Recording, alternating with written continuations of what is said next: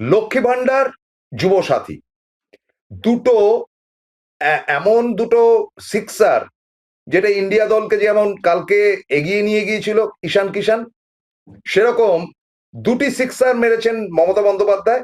একটি লক্ষ্মীর ভান্ডার আপনারা জানেন, একটি যুবসাথী।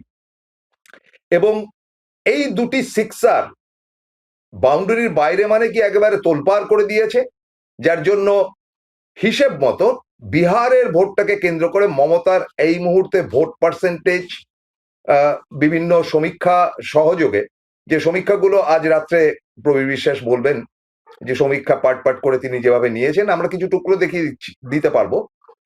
তার ভোট পার্সেন্টেজ 50% প্লাস। প্লাসটা এখন 1% হতে পারে, 2% হতে পারে, 5% হতে পারে, 10% হতে পারে, হোয়াট এভার ইট ইজ। দেখুন, কিছু দিতে হবে। আজকের ভোটটা এমন জায়গায় দাঁড়িয়েছে, সারা ভারত তো বটেই, এই যে তারেক রহমান জিতলেন, আপনারা তো জানেনই না অনেকে, আমি প্রবীর বিশ্বাস যে অনুষ্ঠানটা শনিবার দিন করেছিলাম রাত্রে, সেই ক্ষেত্র থেকে আমরা হয়তো বলতে কোন রকম মিস হয়ে গেছে, বা আমরা হয়তো বলেছি, হ্যাঁ বলেছিলাম আমরা, যে 2,500 টাকা করে প্রত্যেক বাড়িতে বাড়িতে মহিলাদের কাছে পৌঁছে যাবে 2,500 টাকা। অর্থাৎ কিনা সেই মডেল, যুবসাথীটা ছেড়ে দিলাম, সেই মডেল অর্থাৎ মমতা বন্দ্যোপাধ্যায় 1,000 টাকা করে যেটা দিচ্ছিলেন, 500 টাকা করে যেটা বেড়ে গেল। সেই লক্ষ্মীর ভান্ডার তার থেকে কপি করলো মহারাষ্ট্র, হরিয়ানা এবং বিহার তো মারাত্মক রকম ভাবে। কাজেই এই বিহারে লক্ষ্মীর ভান্ডারের নাম একরকম, মধ্যপ্রদেশে একরকম, ঝাড়খণ্ডে একরকম, মহারাষ্ট্রে একরকম। কিন্তু মহিলাদের হাতে, বিশেষ করে ধরুন আমার স্ত্রী যদি থাকেন বা আপনার বাড়িতে মহিলা যিনি রয়েছেন, তাদের কিছু তো হাত খরচা লাগে। আমরা তো বিরাট কিছু তাদেরকে দিয়ে উঠতে পারি না, হয়তো কেউ কেউ কিছুই দিতে পারে না, গরিব গুরব মানুষ, তারা 1,500 টাকা করে হাতে পাচ্ছে। 500 টাকা তাদের মায়না বেড়েছে।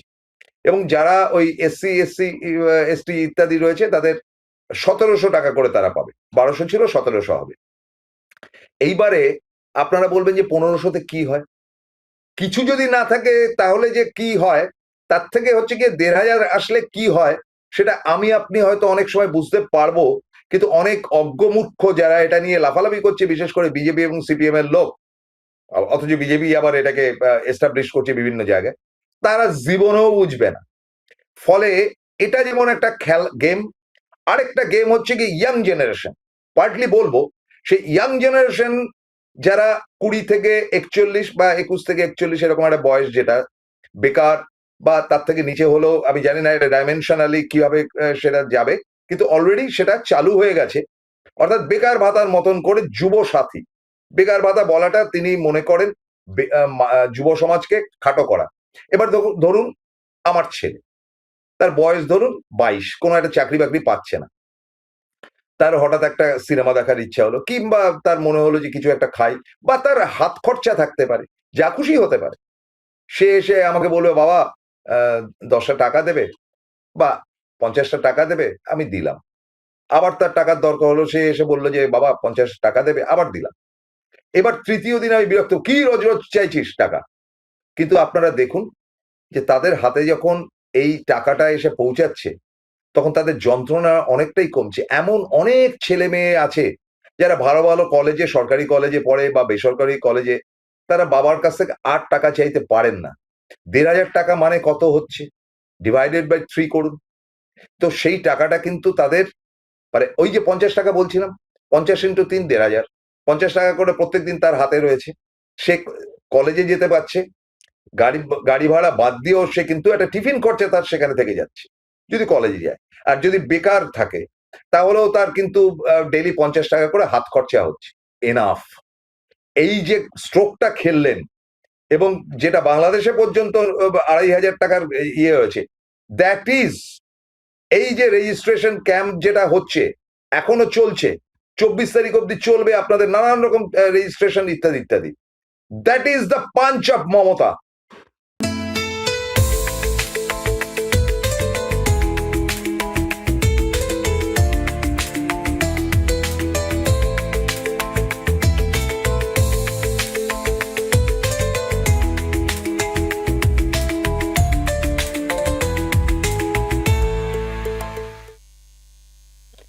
নমস্কার, আসসালামু আলাইকুম। আজ মঙ্গলবার। আহ, একেবারেই সপ্তাহের প্রথম দিকে হায়ার সেকেন্ডারি পরীক্ষা যারা দিচ্ছে ছেলে মেয়েরা, তাদেরকে শুভেচ্ছা বার্তা জানাই।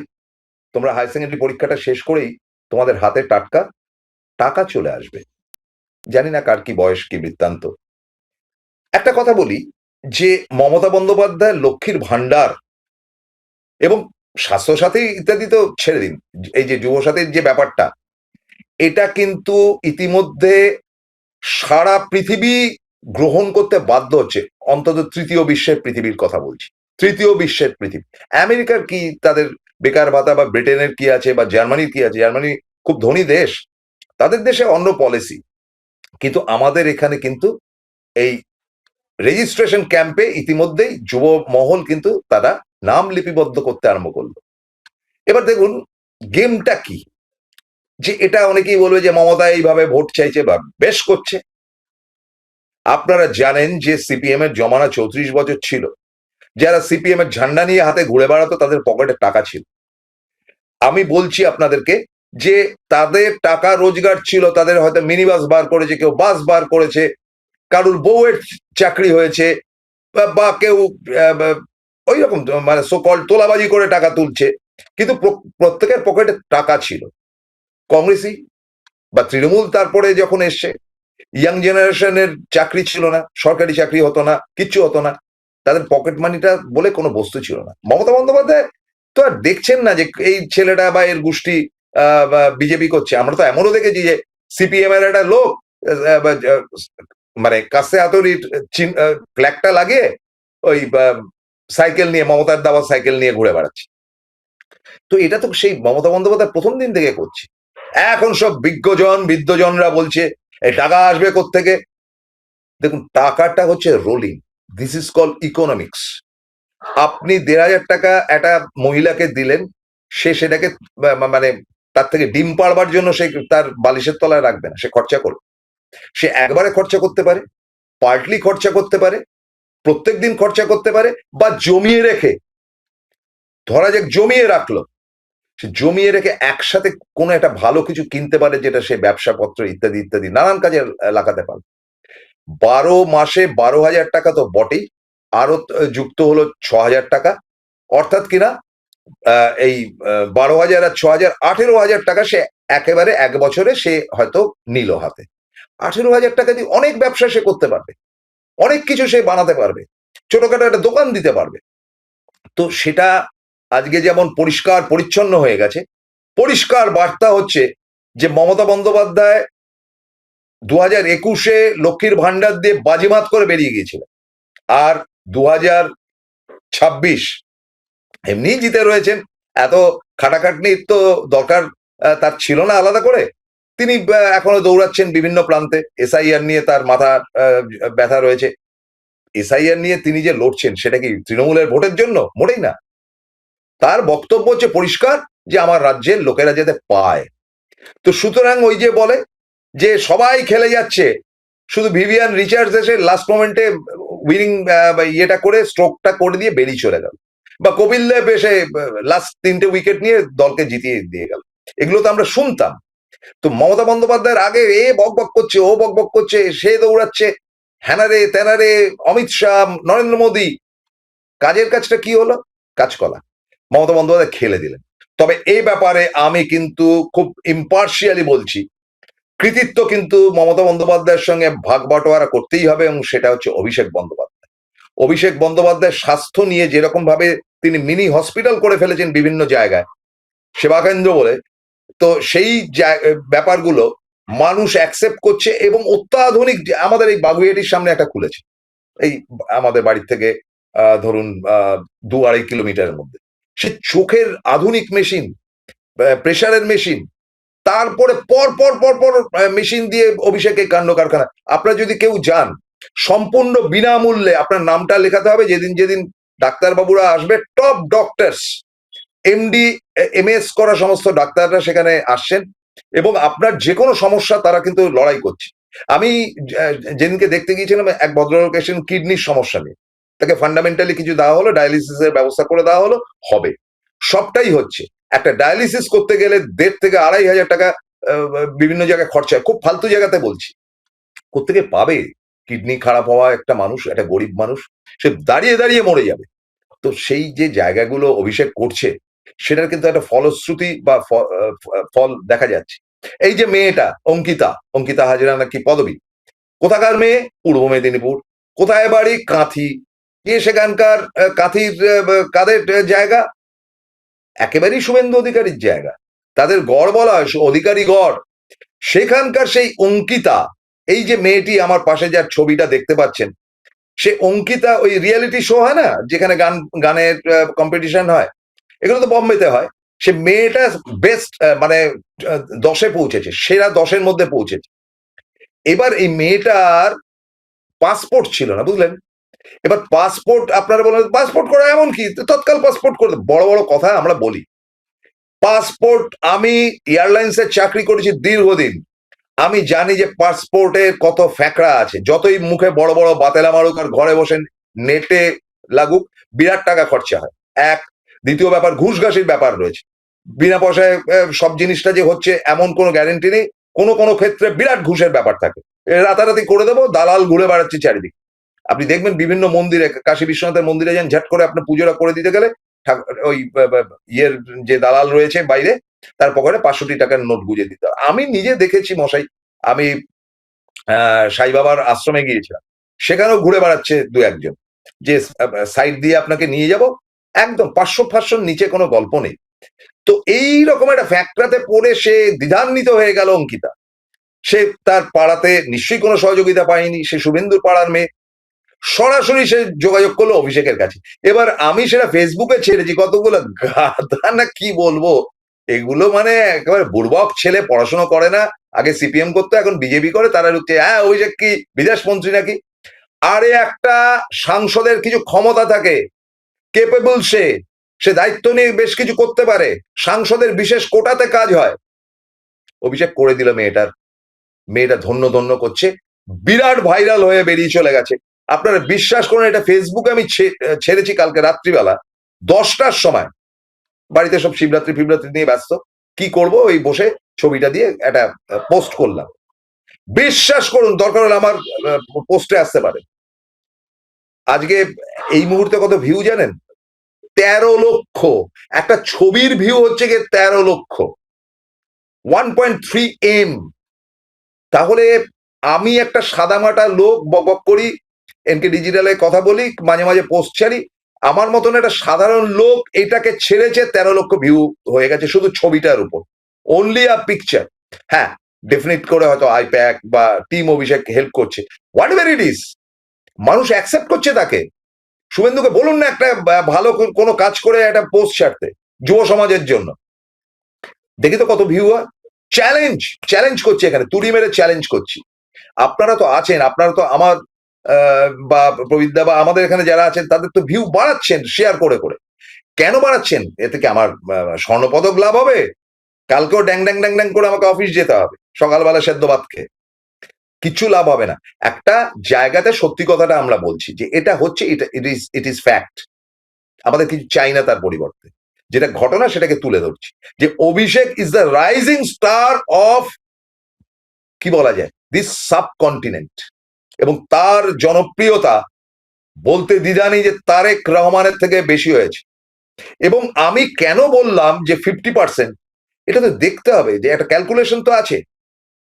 প্রবীরবাবু পথে নেবে যেটা করেছেন সেটা তো আলাদা কথা, কিন্তু আমার কথাটা হচ্ছে একটা অঙ্ক আছে। সে অঙ্কটা কি, একটা বিরতিতে যাব, বেশি বড় লেন্দি করব না, অঙ্কটা কি আপনাদেরকে বলে দেবো, যে কেন আমি এত বড় কথাটা যে বলছি যে মমতা 50% প্লাস। কিন্তু একটা ছোট্ট বিরতির পর, কোথাও যাবেন না, প্লিজ শেয়ার ইট, সঙ্গে থাকুন, আমি এক্ষুনি ফিরছি। এবার সাধ্যের মধ্যেই হবে মধ্যবিত্তের স্বাদ পূরণ। নতুন বাড়ি, নতুন স্বপ্ন, সুখের নতুন অধ্যায় শুরু হোক এই উৎসবে। Ashoka group, রিডিফাইনিং realty. ফোন করুন 9163502850। Welcome to the world of civil business. A Bengali business personality and the most successful business group, Roy Construction Group of companies, now coming Serib, West Bengal. Mr. Anup Roy, the managing director of the Roy Construction Group company, ready to serve his native land, the Mother Bengal.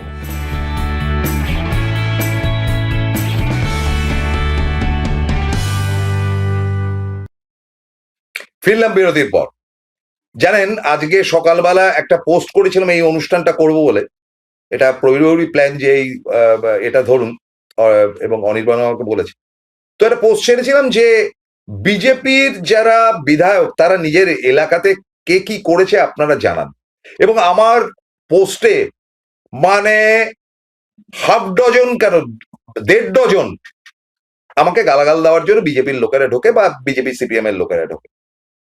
আপনারা বিশ্বাস করুন, সেখানে যা report পেলাম, এই যে 67টা আসন তাদের রয়েছে, অলমোস্ট আপনারা গিয়ে দেখতে পারেন, আমি মিথ্যা কথা বলছি কিনা গিয়ে দেখতে পারেন, যে অলমোস্ট একটা বিরাট সংখ্যা বলছে তাদের বিধায়ক বিজেপির কিছু করছে না, এলাকাতে কিছু করছে না। তাহলে বিজেপি এই যে মিটিং করতে দিল্লি যাচ্ছে, মোদির সঙ্গে বসবে, অমিত শাহের সঙ্গে, কোনো কাজ করবে না, শুধু একজন বিধায়ক ফটর ফটর মমতাকে গালাগাল করলে জিতে যাবে ভোটে? ভোটটা কি জয়নগরের মোয়া যে শিয়ালদার স্টেশনের বাইরে বসে রয়েছে, পরপর আপনি গেলেন আর 10 টাকা দিয়ে একটা জয়নগরের মোয়া কিনে নিলেন, হয়ে গেল? কোনো কাজ করে তারা? কোনো পরিশ্রম করে? নোংরা নোংরা কথা, আজে বাজে মন্তব্য, ফালতু ব্যাপার, এবং তাদেরকে আবার তুলে ধরার জন্য এই সুমন চাটুর্যের মতন লোকেরা সব বসে আছেন ওত পেতে। সুমন চাটুর্য নিজেকে কি লম্বা চম্বা মনে করেন? কি মনে করেন নিজেকে? যে তিনি বসে এক একটা আটানি, দোয়ানি, রুদ্রনীল, স্বপ্ননীল ইত্যাদি লোকেদেরকে নিয়ে বসাবেন আর তারা জিতে যাবে? আপনাকে চ্যালেঞ্জ রইল সুমনদা, আপনি একজনকেও জেতাতে পারবেন, আপনি চ্যালেঞ্জটা নিয়ে রাখুন। বুঝতে পেরেছেন তো? গোপ চেঁচে ফেলবো, এত বড় কথাটা বললাম যে আপনি যাদের ইন্টারভিউ নিচ্ছেন একটি লোককেও যদি জেতাতে পারেন, আমি গোফটা কেটে ফেলবো। এবার রিয়াকশনটা দেখুন। 21-এর এই যে ছেলে মেয়েরা যারা ডাইভার্টেড, মানে এইবার দেখুন, এই যে বাংলাদেশে নির্বাচন হলো, আপনারা জানেন যে বাংলাদেশে যুবমহল গিয়ে মুজিবুর রহমানের মূর্তি ফুর্তি ভেঙেছিল, তারা প্রত্যেকে হেরে গেছে, কারণ যুবমহলই তাদেরকে ভোট দেয়নি। তারা সংখ্যায় যদি 10 জন হয়ে থাকে, 90 জন বাইরে যারা ছিল তারা কেউ ভোট দেয়নি তাদের, কারণ তারা এই জামাতকে তারা অ্যাকসেপ্ট করছে না। শুনে নিন, সব হেরে গেছে, মানে যারা পান্ডা ছিল সেগুলোও হেরেছে। মানুষ গুন্ডামি, মস্তানি আর বাজে কথা শুনতে রাজি নয়। দ্বিতীয় ব্যাপারটা শুনে নিন, নীতিশ কুমার 50% ভোট পেয়েছিল, তার কারণটা হচ্ছে মহিলারা ঢেলে ভোট দিয়েছিল এবং ইয়াং জেনারেশনকে তিনি প্রমিস করেছিলেন যে তোমাদের জন্য কিছু করব, টাকা দেননি। আর আমার রাজ্যের ছেলেরা যারা আইটিআই বা বিভিন্ন জায়গায় পড়ছে বা নানান রকম পড়াশোনা করছে বা চেষ্টা করছে বিভিন্ন চাকরির, তাদের হাতে 1,500 টাকা, ভোটটা যাবে কোথায়? তারা দেবে না। তারা জানে যে বিজেপিকে দিলে তো আমি 1,500 টাকাটা পাবো না রে বাবা। তারা তো প্রমিস করেনি। প্রমিস করার লোকটাকে, বাজেট, ইন্ডিয়ান বাজেট যেটা হয়েছিল তাতে তো সিদ্ধারামাইয়া একবারও বলেনি যে আমি ভাই ইয়াং জেনারেশনের জন্য এই টাকাটা দিলাম বা পশ্চিমবঙ্গের জন্য এই টাকাটা ছাড় দেওয়া হচ্ছে, কোথাও বলেনি। এতে ভোট 2 দিন বাদে তো বলেনি যখন, তখন শুভেন্দু বললে টাকা আসবে? শুভেন্দু কে টাকা দেওয়া?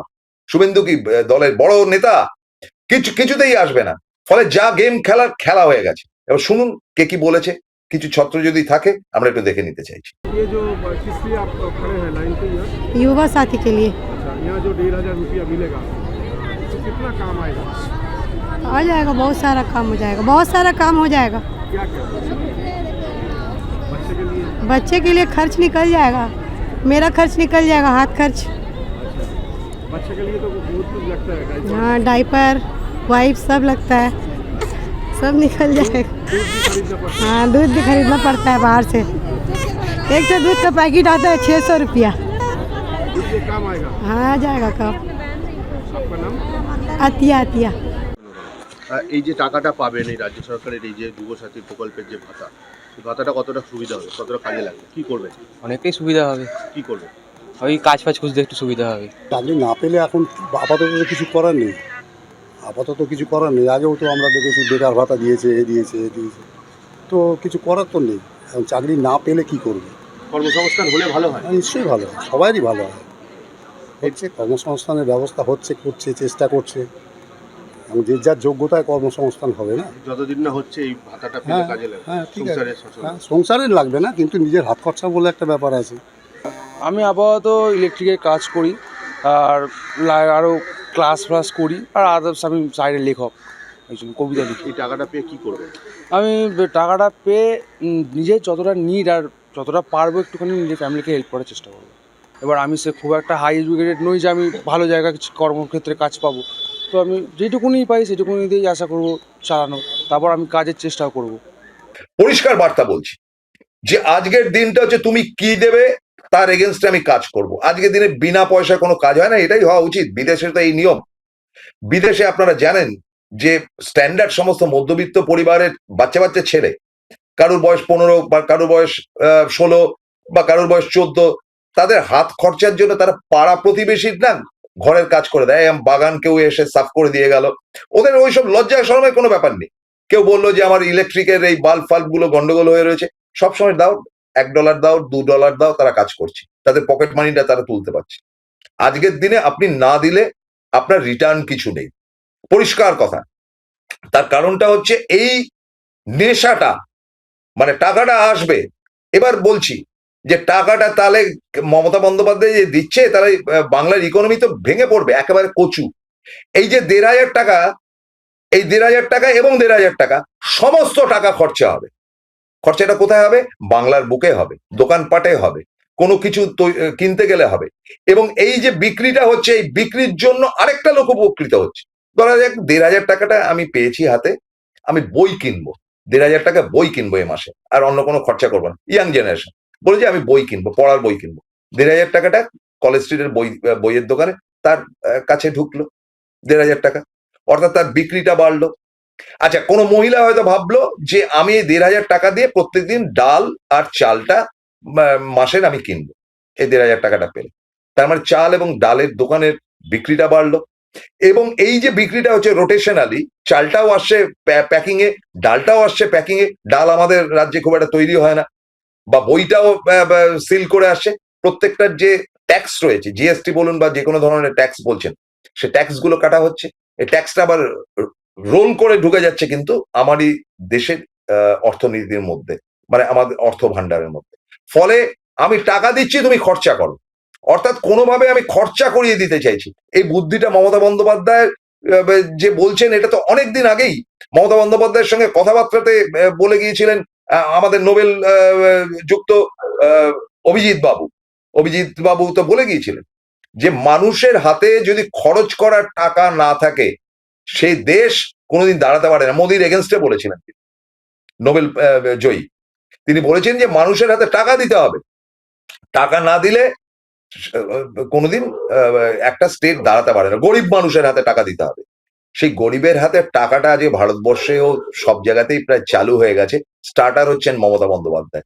তিনি প্রথম ইনিংসটা খেলেছিলেন মহিলাদের, ঢেলে ভোটটা আসবে, ভাই 500 টাকা করে মায়না বেড়ে গেছে, ভোট দেবো না।